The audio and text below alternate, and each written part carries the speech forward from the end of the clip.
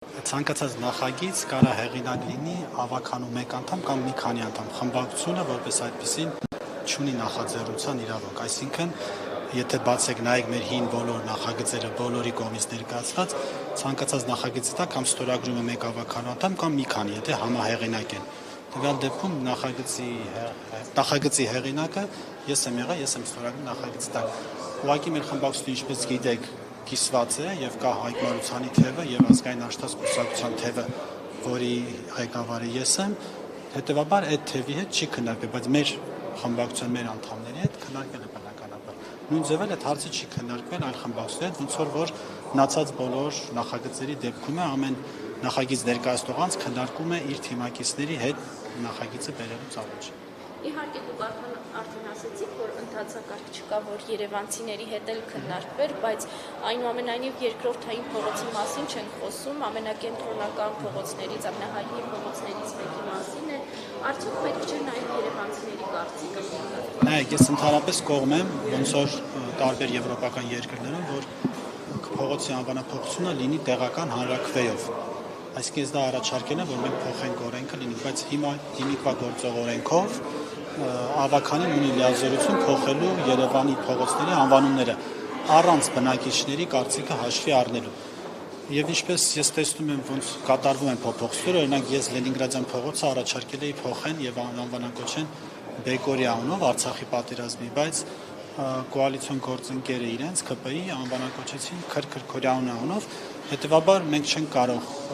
ուղղակի դիտորդի կարգավիճակում լինի ընդդիմությունը եւ սպասի, թե երբ է իշխանությունը այս կամ փողոցը անվանափոխում բնակիչների կարծիքը հաշվի չառնելով, այսինքն մենք նույն պրոցեդուրով, նույն ընթացակարգով նախագիծ ենք ներկայացրել, արտարոց բան չկա, ստե արտարոցը նա է, որ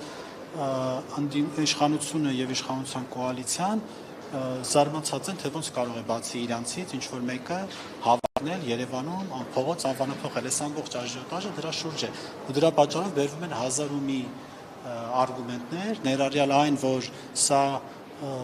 Պապ Թագավորը Նիկոլ Փաշինյանի սիրած հերոսն է, բայց ես ընդհակառակ ես կարող եմ ասել, որ Պապ Թագավորը որևէ նմանություն չունի Նիկոլ Փաշինյանին։ Պապ Թագավորի օրոք մենք տարածքներ ենք վերցրել հետ մեր կորցրած տարածքներից, Պապ Թագավորի օրոք մեր եկեղեցին դարել է ինքնուրույն, այսինքն Պապ Թագավորը ամեն ինչ արել է, որ մեր կաթողիկոսը օծվի Հայաստանում, ոչ թե Կեսարիայում։ Պապ Թագավորը բանակը 10,000-ից սարքել է 90,000, ոչ թե 2 տարի ծառայությունը սարքել 1.5 տարի, այսինքն ես չգիտեմ ինչի է Նիկոլ Փաշինյանը ձգտում նմանվել կամ չնմանվել, հայտարել, որ ինքը նման է, բայց ինքը որևէ մի տոկոս նմանություն չունի Պապ Թագավորին։ Պապ Թագավորը սպարապետ եւ կաթողիկոսի հետ ճակատամարտ է ղեկավարել եւ Զիրավի ճակատամարտում պարսիկներին հաղթել է։ Որտեղ եք դուք տեսել նմանություն Նիկոլ Փաշինյանի հետ, այսինքն կամ մյուս ընդդիմության մյուս բլոկը ասում է դուք չեք քննարկել բնակիչների հետ, բայց որևէ մեկը երբ որ նախագիծ է բերել փողոցի, երբևէ չի քննարկել բնակիչների հետ,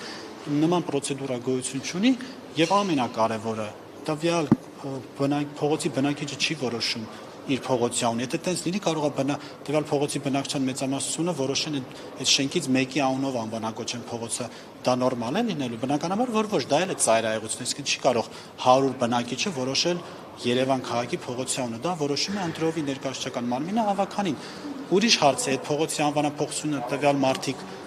իրանց ցանկությանը կհամընկնի թե ոչ, դա այլ հարց է, բայց այն որ չսիրել Պապ Թագավորին, չգնահատել Պապ Թագավորի արածը մեր երկրի պետականության վերականգնման գործում, եկեղեցու կայացման գործում, նրա անկախության կայացման գործում, որովհետև կարծիքներ կան, որ Պապ Թագավորը հակակրոնա, հակաեկեղեցական է, բայց նման բան էլ չկա, որ պատմություն կարող է բացել եւ ուսումնասիրել, նա առաջի թագավորն է, որ իր ձեռքով օծել է կաթողիկոսին եւ ասել է այս պայից դուք չեք գնալու այլևս կամ Պարսկաստան կամ Բյուզանդիա եւ կախվածությունակ այնտեղի հոգեվոր իշխանությունից դուք լինելու եք ինքնուրույն, դուք մենակ ենթարկվելու եք ձեր ներքին հանցակարգին, այսինքն սրա դեմ հանդես գալ, սա նաև ինչ-որ ձևի փորձություն է, թող ամեն խմբակցություն իր քվեարկությամբ պարզվի։ Այս այնպես չի, որ ընդունվի կամ չընդունվի նախագիծը, ինձ դրանից ինչ-որ բան ավելանալու է։ Ես ուղղակի գտնում եմ, որ հրապարակը, որը Տիգրան Մեծ փողոցն է մտնում, եւ հետո կա Վազգեն մեր Վազգեն Սարգսյանի անունով փողոցը, որը մեր սպարապետն է, եւ այդ փողոցների համատեքստում ունենալ Ամիրյան փողոցը իմ համար անընդունելի է ուղղակի։ Ամիրյանը 26 կոմիսարներից մեկն է, որևէ արժեք չի ներկայացնում, առավելևս հրապարակին հարող այնտեղ Աբովյան փողոց ունենք Նալբանդյան, ընդհանրապես կոնտեքստից կտրված ինչ որ անուն է։